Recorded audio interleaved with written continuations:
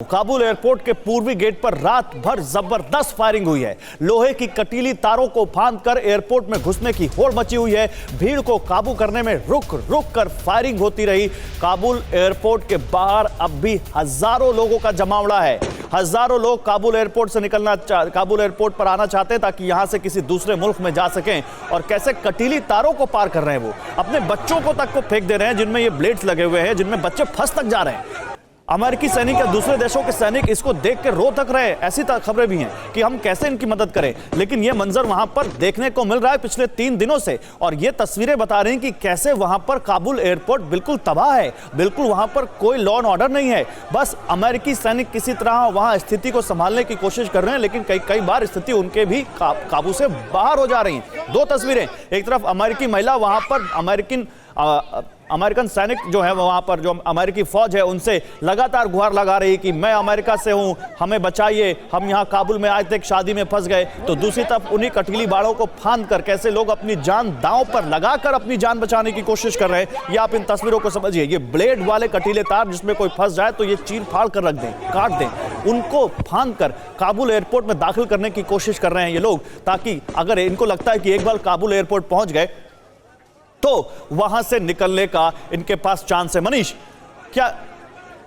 देखिए, दिन की फायरिंग और रात की फायरिंग दोनों शॉट हम दिखा रहे हैं। 24 घंटे वहां पर लोगों की भीड़ लगी हुई है। ये तस्वीरें हम दिखा रहे हैं काबुल एयरपोर्ट की। लेकिन मनीष के पास जाऊंगा मैं। मनीष, क्या यह माने कि काबुल एयरपोर्ट पर इस वक्त अमेरिका की, देखिए अमेरिका पर बहुत सारी जिम्मेदारियां थी जो उसने नहीं पूरी की, ऐसा लोग कहते हैं, बहुत डिस्कशन हो रहा है, लेकिन कम से कम अब काबुल एयरपोर्ट की स्थिति अमेरिका या नेटो देशों को सही करनी चाहिए, ताकि दूसरे देशों के लोग और जो भी लोग वहां से निकलना चाहे, कम से कम वो निकल तो पाए, अगर उस देश को में नहीं रहना चाहते वो। देखिए, ये बात तो सही है और पूरी जो चिंता हम लोगों की है वो भी वाजिब है। बात यह है कि एयरपोर्ट का जो मैनेजमेंट है वो अमेरिकी सैनिकों के हाथ में है, लेकिन एयरपोर्ट के दूसरी तरफ यानी एयरपोर्ट के बाहरी हिस्से में जहां पर अभी हजारों लोग हैं, अमेरिकी सैनिक वहां बाहर नहीं आना चाहते हैं। और बाहर पूरी क्योस है क्योंकि वहां हजारों लोग हैं और कोई जो लोकल पुलिस भी नहीं है जो कम से कम ये कह दे कि ठीक है आप एक पंक्ति में खड़े हो जाइए और फिर जिसकी फ्लाइट है उनको ही हम आने देंगे। तो ये एक भगदड़ की स्थिति है कि आपको एक छोटा सा गेट है, उससे अंदर आना है, उसके आगे में 10,000 लोग हैं और कोई भी वहां पर मॉनिटर करने के लिए तैयार नहीं है कि पहले कौन आएगा उसके बाद कौन आएगा, अपना डॉक्यूमेंट वेरिफिकेशन होगा। ये तो एक स्थिति बनी हुई है जो वहां पर है। दूसरी बात है कि एक बहुत बड़ी गलती, एक तो बहुत सारी गलतियां प्रेसिडेंट बाइडेन और अमेरिका ने की, एक गलती और की, इन लोगों ने एक अफवाह फैलाई कि जो भी आदमी काबुल छोड़कर जाना चाहता है उनको वीजा की जरूरत नहीं है, उनको टिकट की जरूरत नहीं है। तो ऐसी स्थिति में वो तमाम लोग, ऐसा लगता है जैसे पूरे काबुल ने तय कर लिया है या पूरे अफगानिस्तान ने तय कर लिया है। यहां पर जानकारी लेना चाहूंगा। सुमित, मुझे एक जानकारी दीजिए कि क्या कुछ अभी तक, अब 3 दिन हो गए, आगे क्या, जैसा कि एसडी मुनी सर कह रहे हैं कि उम्मीद है कि वहां पर 1-2 दिन में स्थिति सही होनी चाहिए, ऐसी उम्मीद दिखती है कि वहां पर अब इतने सारे क्योस के बाद कुछ चीजें पटरी पर आएंगी? देखिए, सबसे पहले तो जिस बगराम एयरपोर्ट या फिर हम इंटरनेशनल एयरपोर्ट की बात कर रहे हैं, इसमें करीबन 6 से 7 गेट हैं और जो तस्वीरें हम दिखा रहे हैं ये है आउटर पेरीफेरी और उसके बाद आता है पार्किंग के बाद फिर इनका इंटरनेशनल और डोमेस्टिक और उसके बाद टार्मेक। 2 दिन पहले गौरव 10,000 से ज्यादा लोग इन सभी चीजों को पार करके टार्मेक पे मौजूद थे।